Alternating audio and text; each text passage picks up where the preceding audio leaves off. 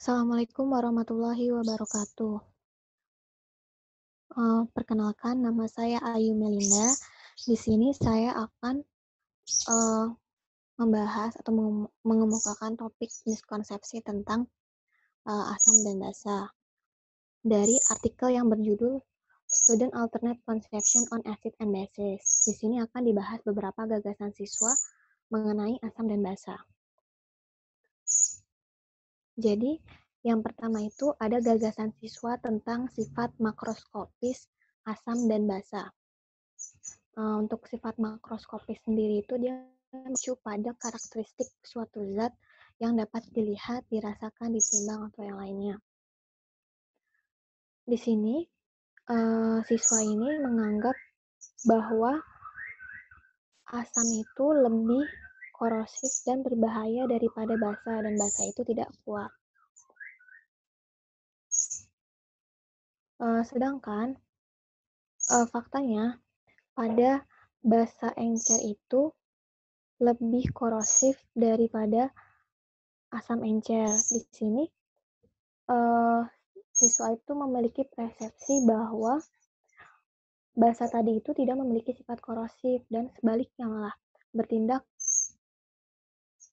untuk menghambat asam. Nah, pada konsep ini sebenarnya bisa diminimalisir dengan cara percobaan, di mana siswa itu diminta untuk menguji pH berbagai zat rumah tangga. Sebagai contohnya, itu pembersih rumah tangga yang mengandung amonia, pasta gigi, bikarbonat, dan soda yang memiliki pH basa. Sementara itu ada juga jus buah, cuka, saus tomat, dan sampo yang cenderung memiliki sifat pH asam. Dan dapat dilakukan juga dengan percobaan lain, yaitu dilakukan di laboratorium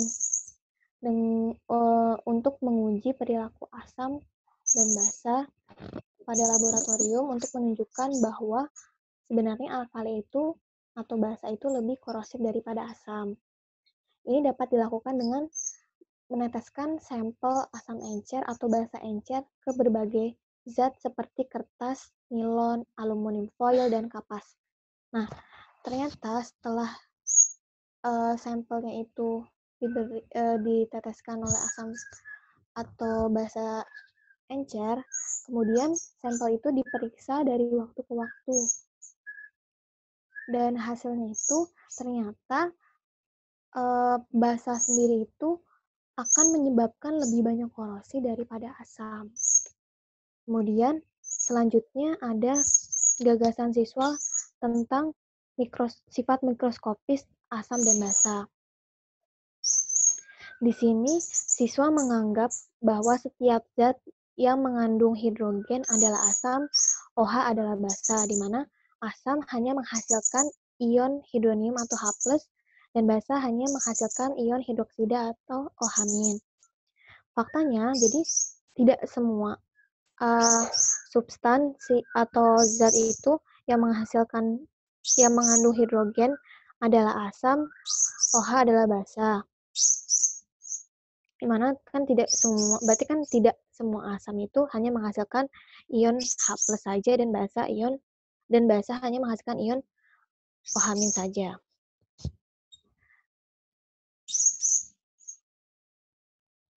Jadi pada konsep ini siswa itu tampaknya lebih cenderung terjebak pada definisi Arrhenius dan gagal menyadari bahwa ada kemungkinan asam atau basa tanpa atom hidrogen atau menghasilkan ion hidroksida atau OH-.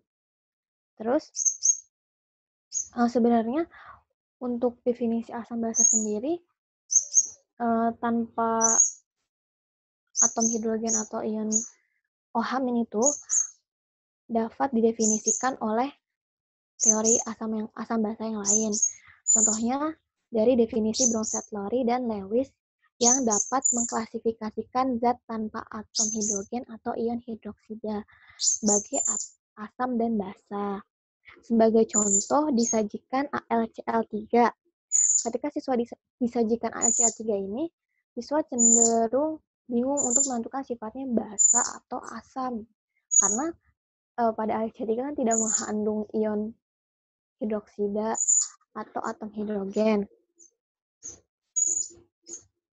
Nah, sebenarnya dari yang disajikan ini, siswa sebenarnya pengetahuan yang sudah dimiliki siswa itu sebenarnya bisa terganggu dan membuat siswa menjadi mengekspor pengetahuannya, di mana ternyata asam dan basa itu tidak hanya menghasilkan ion H+ atau basa menghasilkan ion OH-.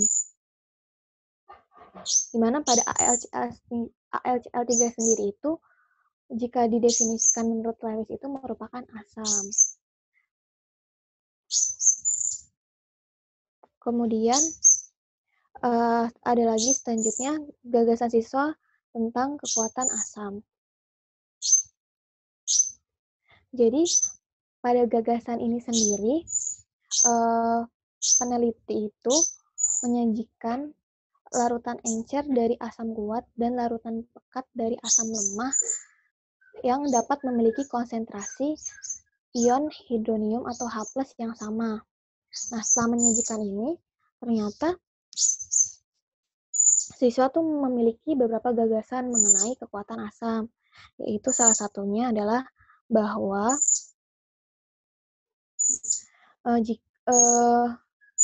bahwa kekuatan asam ini akan meningkat jika konsentrasi ion hidroniumnya atau hidrogennya itu juga meningkat. Sedangkan faktanya, jika konsentrasi ion hidrogen meningkat, kekuatan asam tidak akan bertambah karena pada asam lemah sendiri itu tidak akan bertambah gitu kecenderungan untuk kehilangan protonnya. Bahkan jika konsentrasi ion hidrogennya itu meningkat. Oleh karena itu, kekuatan asam tetap menjadi sama untuk setiap asam. Nah, terlepas dari konsentrasi ion hidrogennya tadi. Dimana kan asam kuat sendiri itu kan cenderung kehilangan semua protonnya. Sementara asam lemah itu dia cenderung mempertahankan protonnya. Dimana kekuatan asam sendiri itu kan ditinjau dari kemampuan suatu senyawa untuk melepaskan ion H+-nya. Kemudian ada gagasan siswa mengenai pH. Di sini siswa menganggap pada pH 0 itu zat itu tidak bersifat di antara asam atau basa gitu. Faktanya pH 0 sendiri itu merupakan zat yang bersifat asam. Nah, sekian dari saya. Wassalamualaikum warahmatullahi wabarakatuh.